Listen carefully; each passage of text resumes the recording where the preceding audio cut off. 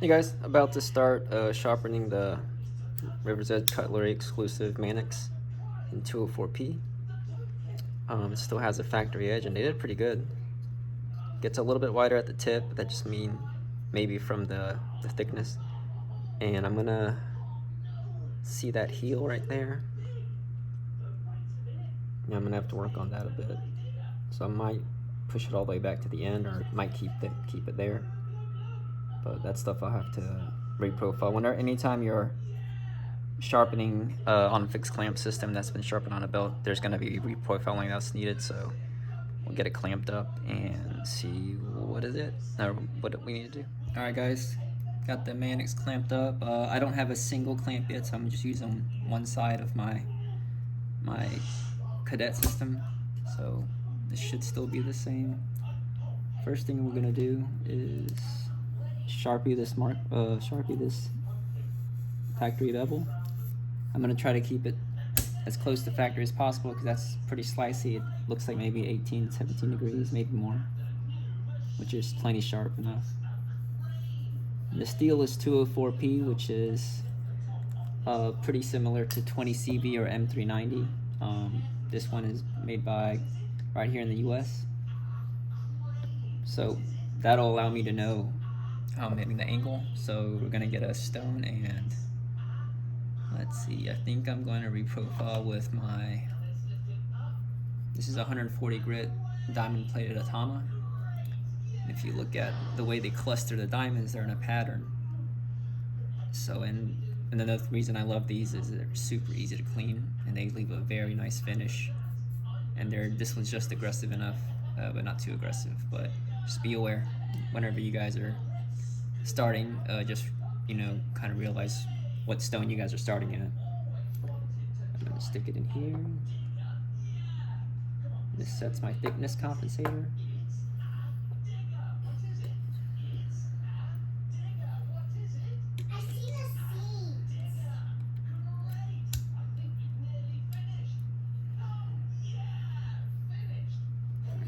And you can use water, oil. I also use a water-based lapping fluid, clear. This is Gunny Shine. Scott Gunn is an amazing guy. His products have worked well for me and I'm proud to support him. And a guy who, is here in the US. You don't want to add too much. Alright, let me get a paper towel. Always have a paper towel ready. Oh, this is my McNeese I just did today. Real nice.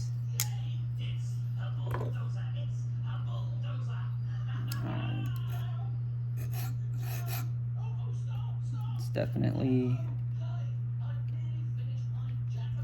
need to raise it a bit.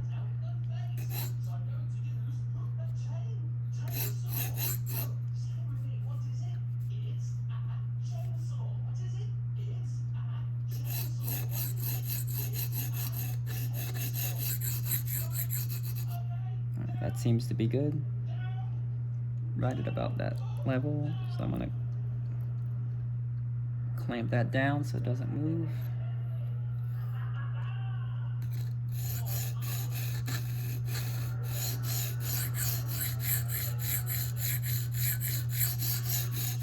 What I'm doing is just making it all even, and then I'm also grinding down to the plunge line back here. Do not use a lot of pressure. The harder you push, the deeper your scratches are going to be, and they're going to be harder to take out.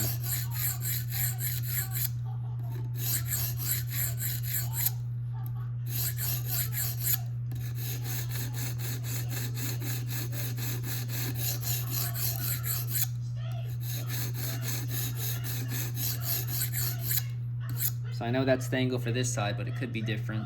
So what I'm going to do is flip it over and do this side.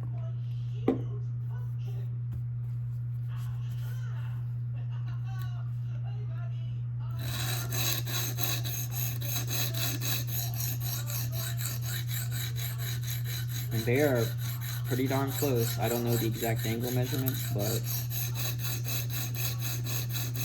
You see how cleanly that stuff came off? All that Sharpie, that means my stone is hitting where I want to sharpen.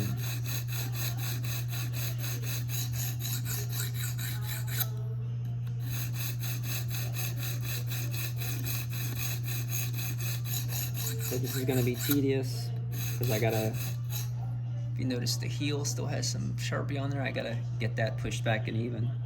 But I don't want to just sit there and grind at the heel, because then the heel, the bevel will get wider there, and I haven't touched any of this. So whenever you're reprofiling one part of the blade, you need to spend equal amounts of time on the whole thing. Otherwise, you're gonna have wonky bevels. That's a lot of mistakes that beginning sharpeners do, is they'll only focus on the heel or tip because they see a problem there, and all of a sudden that just looks awful.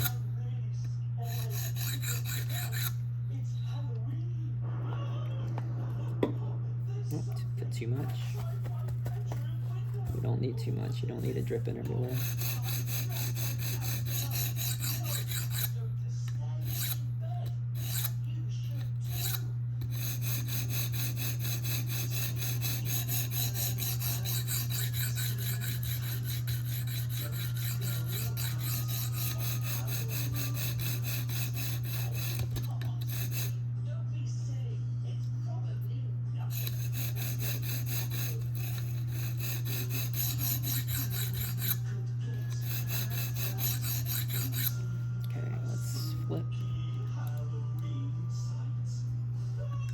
Work on this side a bit.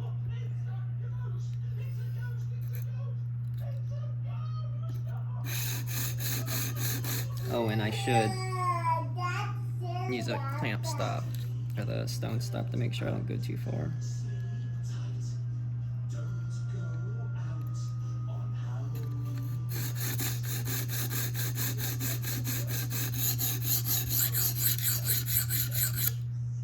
More than likely I already feel a burr, so as soon as this reprofiling job is done, we can go ahead and move on to the next stones, which are going to be CBN. So I'm going to put a nice polish on this guy and show it off.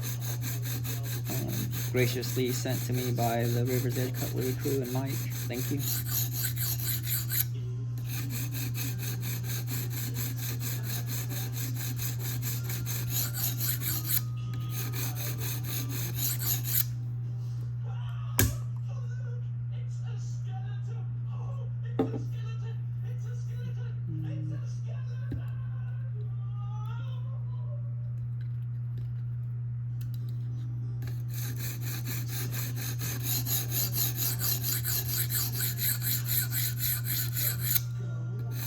Unless I'm heavily profiling, I only usually kind of swipe one way. Like I'm going heel to tip, so the scratch patterns are all this way. If I might go other ways if I'm removing a lot of metal, but I'm not really taking off a lot at this stage. But if your work's gonna differ with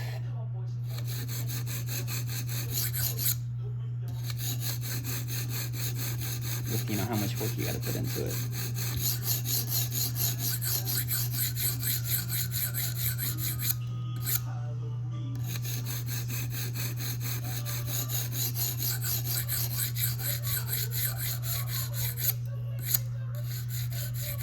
And the reason I kind of swipe up is I do not want to roll over the tip and blunt that thing.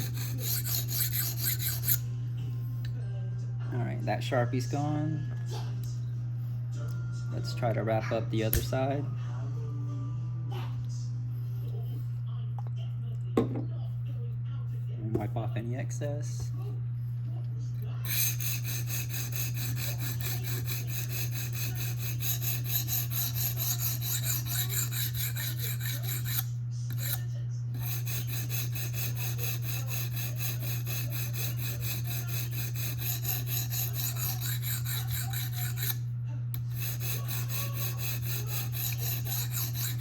So this is some pretty hard steel. One thing I love about Spyderco, well, a lot of things, you will see them release their stuff in a variety of steels. I know for the most part people would be fine with just, you know, their S30V 440, but you know, with the knife hobby growing so big, you know, kind of not only getting into different blade shapes and steels, it's really fun to learn the quirks of each one, the pros and cons, the strengths and weaknesses, being able to apply certain strengths for a certain role that your knife's gonna have. I mean, it's just really fun, and Spyderco does an excellent job with releasing a variety of them, and also making it fun, and also making knives that are excellent users. I mean, they're pretty, but they can be, I mean, they're just made to work. You know, they're not the most fit and finish knife you'll find, or the most highest production quality, but if you want a knife for a certain job, you'll be hard pressed not to find one from Spyderco. And this one, I mean, the way it deploys, you can use both hands. I mean, you can have thick gloves on with this, nice grippy G10, nice big button, and nice big thumb hole there to flick open, even one-handed, or like I said, when you got gloves on if you're a worker. Nice thin slicey blade, but with strong steel and a robust locking system that's gonna, you know, not fail on you unless you're inhumanly strong. Alright, I've got most of that off. What I'm feeling now is every time you sharpen a knife, you want to make it an apex, but then if you're sharpening the top, you're going to start moving steel this way, and then if you sharpen this side, you're going to start moving this way. That little edge is called a burr. That burr is not what you cut with. What you want to do is smoothly remove that burr off, so all you have left is the point where the two sides of the stone meet, and that's your cutting edge. The cleaner and better you remove that burr, the better your final edge will be. So now, since I worked on this side, the burr is kind of over here. You can feel it if you rub your finger underneath there. And if you get paper towel, it actually catches. So what I do is just real light into the edge strokes to kind of gently break that off.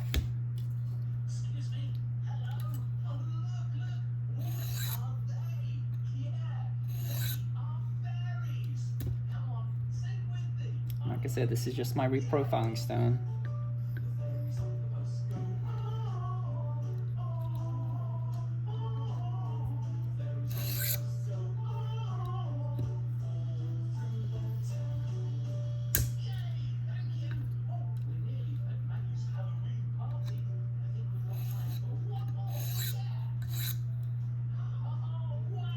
And now it's off my first stone.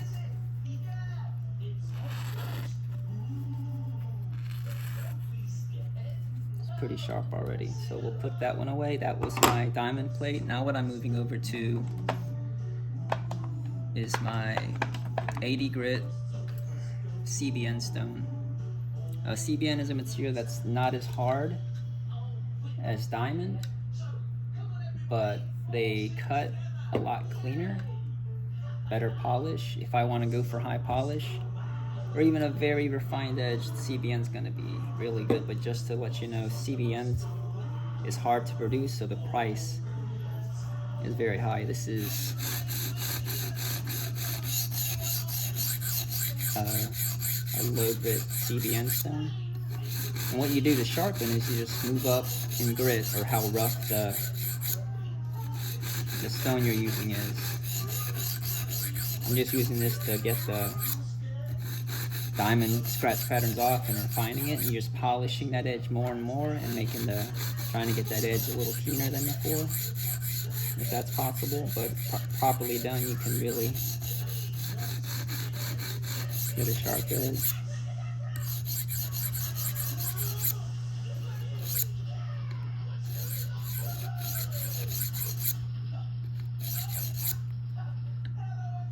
And now you're gonna throw another burr. Your goal isn't to make more burrs every stone. but it's kind of inevitable when you're already apexed and you're, you know, having to go up progressions in different stones.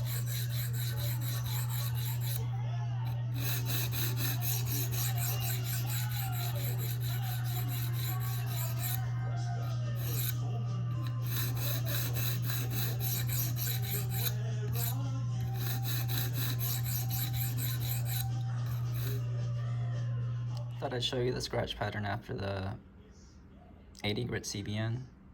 It's a nice satin finish. What we're gonna do is go higher grits to refine those scratches and kind of polish them away until it becomes a mirror edge. But we're moving on to the next stone. Now we're starting on the next stone grit. Just some tips. I like to clean up the edge a bit and the stone. You don't want to have too much metal shavings on there, and that could cause some issues with your patterns to do. Remember to wash your stones or rinse them off every once in a while. And also flip often. Make sure you're getting both sides unless you're trying to reprofile one side closer to the specific side. But these are pretty even, so I try to spend an even amount of time on the whole bevel plus both sides, if that makes sense. So work on this and I'll show you guys next stone. This was after 150 grit. It's a different rating system on the CBNs. It's roughly maybe 200, 300 grit. I'm about to move up to the CBN 400 to polish those even more. So see you then. Like I said, in between stones, I try to clean off the blade to get rid of any metal shavings or anything that can mess up the polish, especially if I'm doing this to look good. This will be sharp too, don't get me wrong, if you're doing it properly. Remember, don't put too much pressure. Maybe the weight of the stone, let the abrasive do the work. I know I used to have a bad habit on my lower grits. I used to really bear down and it would leave scratches I couldn't get rid of. And some burrs that were harder to manage. But this is, you want to roughly double your grit every time you move up a stone. But just be aware different abrasives have different, there's FEPA, and they usually have like an F in front of the number. Then there's microns, then grit, which is the standard that, you know, sandpaper and stuff uses. And then this stuff is in JIS, which I mean, obviously if the number of any of those go up, the higher, the finer the abrasive you're using. But there is a chart out there and a calculator to tell you what grit you're exactly working on. But this is about, I think, either 400 or 600 grit for a J400. What I'm doing is I'm just polishing away the previous scratch pattern, making it smoother, making the edge keener, but I'm not pressing down. So I'm done with that side. What I like to do is just go ahead and... Another thing you can tell is if you see a little bit of swarf at the edge on the other side, that means you've apexed properly and you're pushing the stuff from one side to the other. And then you can still feel the grit or the burr that you made from that one.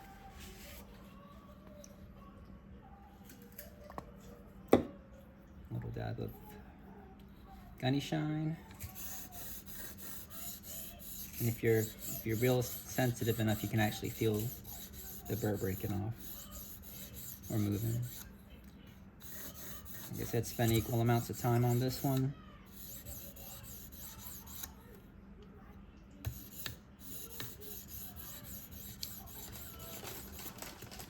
And I'm still going through the same direction to make the scratch patterns match. They're easier to polish off that way. Anyway, after 400, we're gonna go to 800. Here it is after 400. It's becoming a little bit more polished, more of a satin look. We're gonna jump to 800 now. Just so we're gonna do 800. This is CBN. It'll actually tell you the FEPA rating, the micron size, 20 to 14 micron. And then, like I said, this is JIS 800.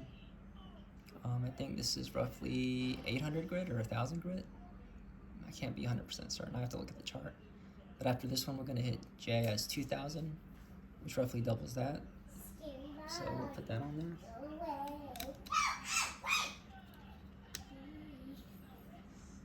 Okay. So this is metallic bonded, so it's not resin, so it's gonna be a little different than like some of your resin bonded diamonds and abrasives. Just get that wet. These can be run dry, but I prefer, for easier cleanup, to run them with either water or whatever you might want to use. I use all kinds. I prefer using some kind of a lapping fluid or just plain water. You can even have water with a little bit of dish soap in there, just to help lift the.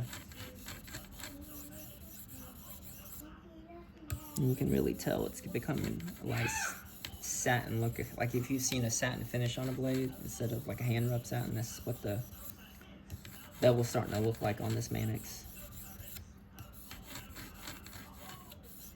I kind of want to stop here, but I figured I'd go ahead and take this to a mirror polish and see how well that pops off the River's Edge Cutlery Manix. It's gonna look really nice.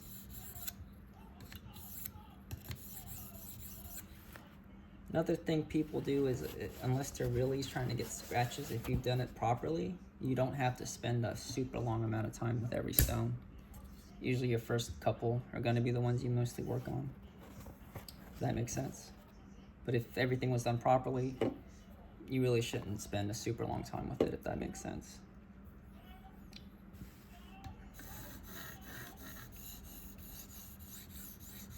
And just making the scratches smaller, making it more polished.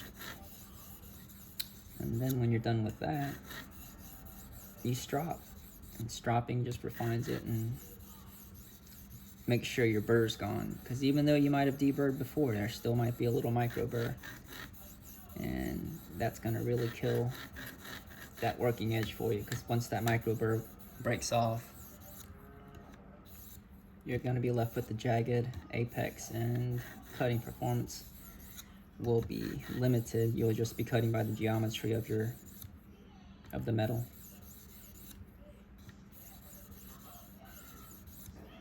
And I'm sure you guys have seen pocket knives that couldn't cut a piece of hair or a piece of paper or even butter.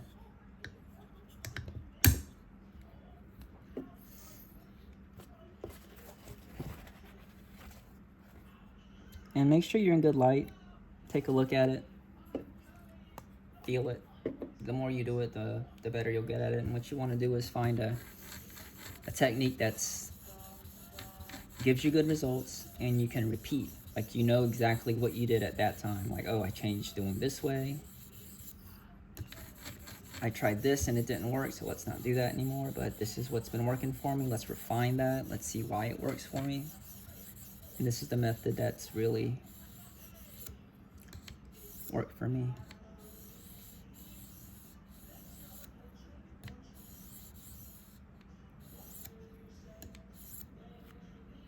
Okay, I'm happy with that side. Let's flip. Let's see all that stuff.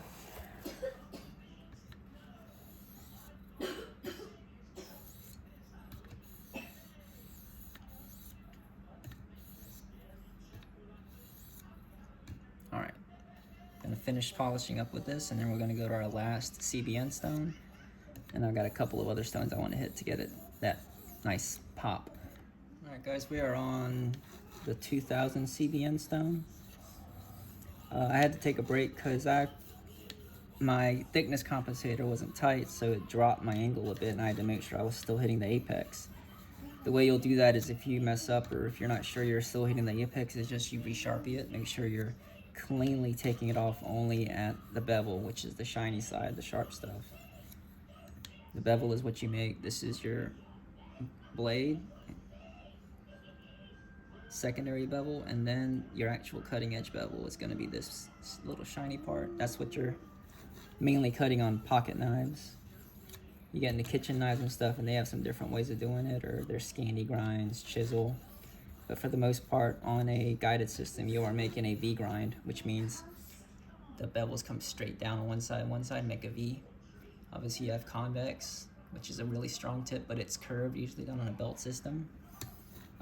Chisel, which is, I haven't really had much experience with. You can do those on a fixed system, but I haven't yet. And then when you get into the world of kitchen knives, you get a huge world of stuff. But I had to make sure I was still hitting the bevel, because I made an oopsie and didn't tighten up my angle compensator, which helps me compensate for different thicknesses in stones and abrasives, because not all stones are going to be the same. You see how this is this thick? Some might be thinner, some might be thicker, and that's going to affect how it hits the stone. So you have to make sure you, either with an angle cube or a compensator, that you are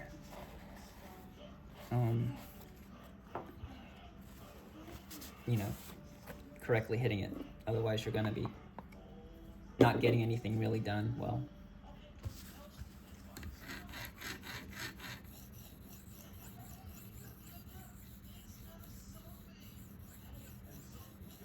Looking to see really polished now after this grit.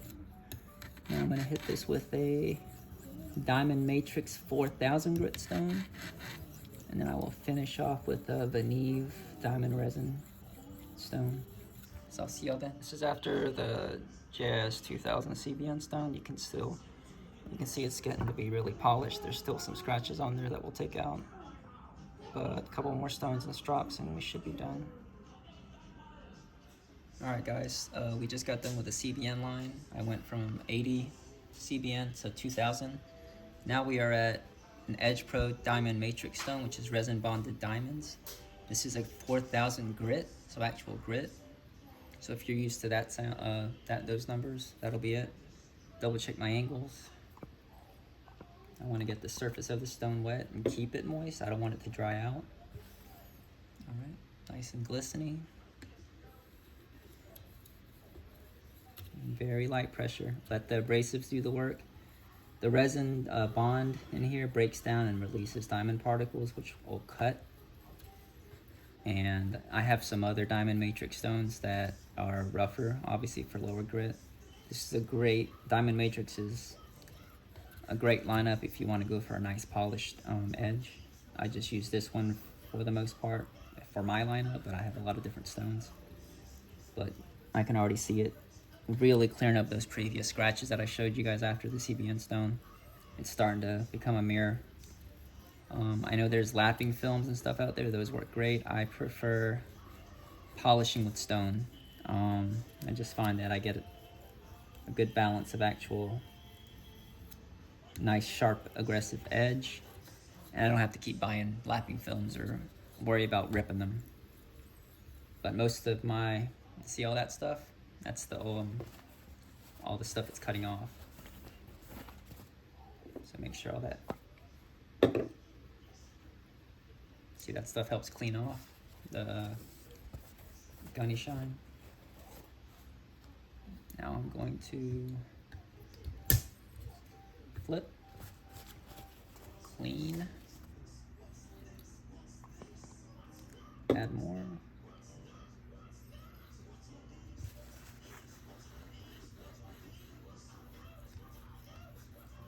I'm going to do this side.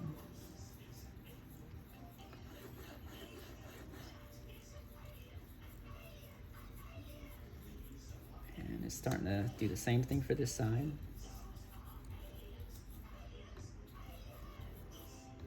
And the reason I keep going the same way is all my scratches will be the same, so it'll be easier to polish those out as you go higher in grit. Like I said, on your first couple of stones, if you need to really grind away some steel, you're fine to go any direction as long as you're doing it all evenly. But I find this is the best way for me to get the polish I want if that's my goal. And also, I mean, I could be wrong, but I think the little micro serrations you see at the edge may be set the same way, which will make for better cutting performance and when you strop.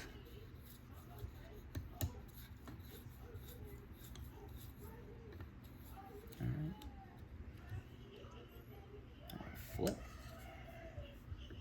You can actually see on this side where it pushed over that apex. all that liquid and metal swarf.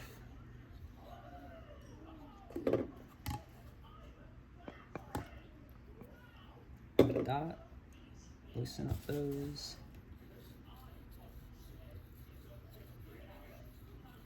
Said if you've done it properly, you shouldn't have to spend too much time with these. Just eyeball it.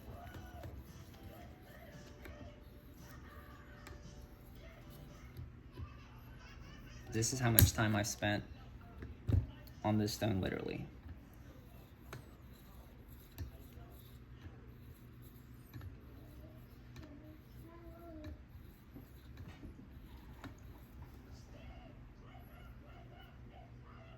That's about it. I'm done with that stone. This is it after that matrix stone. And now I have one stone, final stone to finish off after I clean up this. Alright guys, last one we're using is venev, Orion series stone. This is 100% concentrate at F1200, 3.2 micron. I just put the thickness on there for my use. But this one's gonna be about 7,000 grit, I think. So we went from 4,000 to 7. And this is my last actual abrasive stone that I'm gonna be using. I like to keep my stuff clean. Magic eraser works wonders. Clean off your stones in some running water. Barkeeper's Friend, Ajax works too.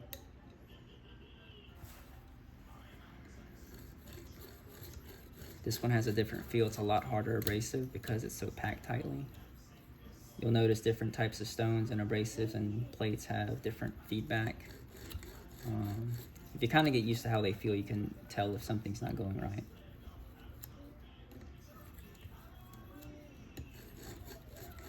Doing the same thing. I always start on this side, which is, I think, is technically the lock side if it was like a frame lock or a liner lock.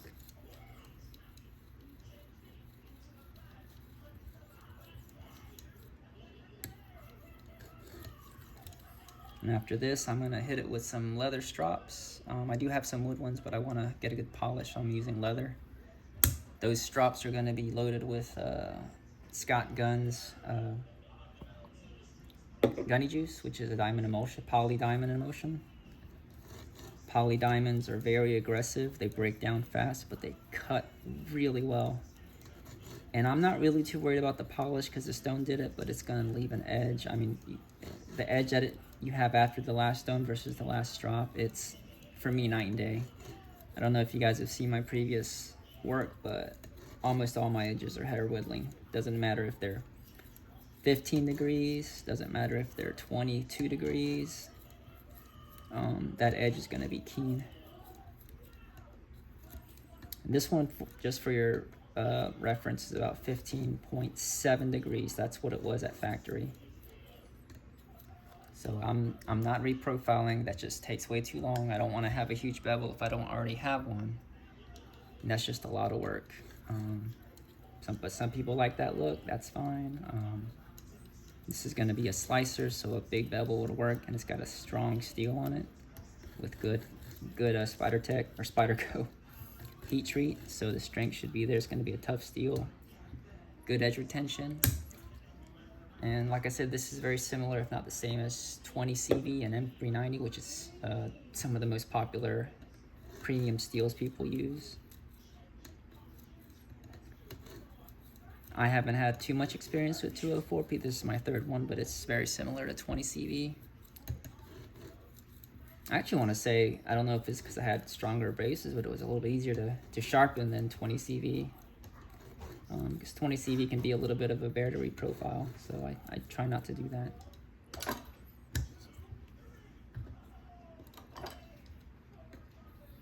Into the edge strokes, just to break off any burr.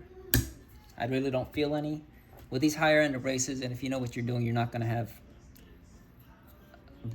a burr to worry about other than having the strop. Alright guys.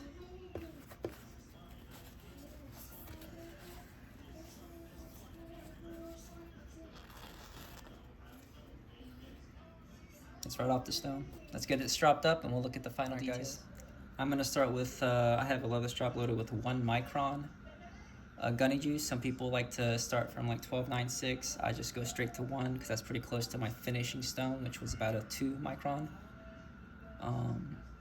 This is kangaroo leather with, like I said, Gunny juice 1 micron emulsion on there. If you haven't tried Gunny juice, definitely recommend it. And like I said, he's an amazing guy, and I've learned so much from him. Definitely check it out. So what I'll start is, with the stones, I went this way from heel to tip. So I like to strop the same way but backwards, following those lines I've made. So I start at the tip, bring it down. Not a lot of pressure. 2.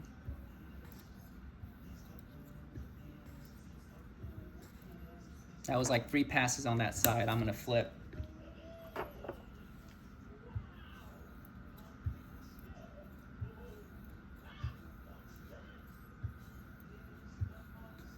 And just to warn you, after my last stone, I cleaned this off with rubbing alcohol. I do not want anything on my strop that doesn't belong there.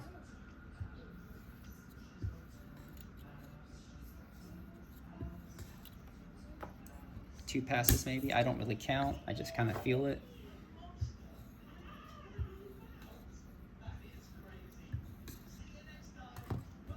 Like I said, I'm following the reverse way of what I sharpen my with my stones. And I'm always going down, because if you go up, that edge is gonna cut into your leather and probably ruin it or put a big gouge in it. And I feel like I want to do one more.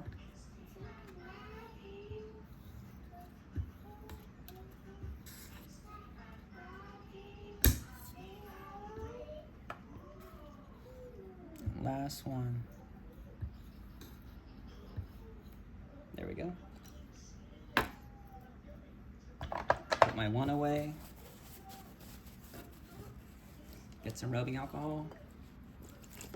I want to wipe off anything on where my next drop's gonna go, because I do not want 1 micron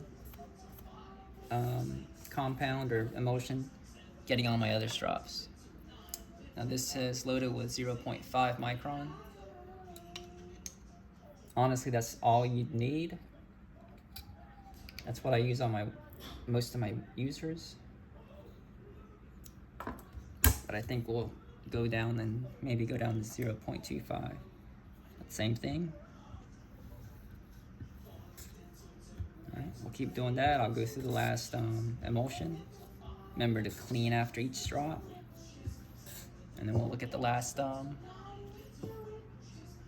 guys, moment of truth. River's Edge Cutlery exclusive Manix 2 and 204p steel. There it is. I gotta do some more cleanup on the, that's just gonna take some mineral oil. And let's just see how sharp she is. I know people like to say mirror polishes can't be sharp and not bite.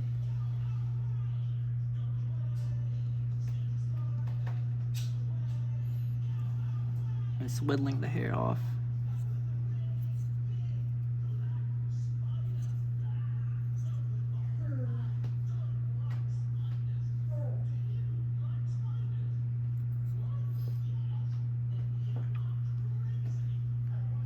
I want to thank Mike again for sending this out to me.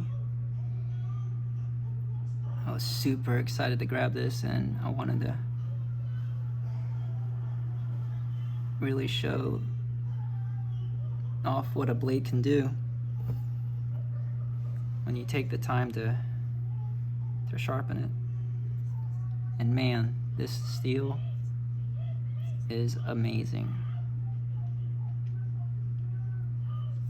Anyway guys, once again, thank you to River's Edge. Hope that impressed y'all. If not, I don't know what else to do for you.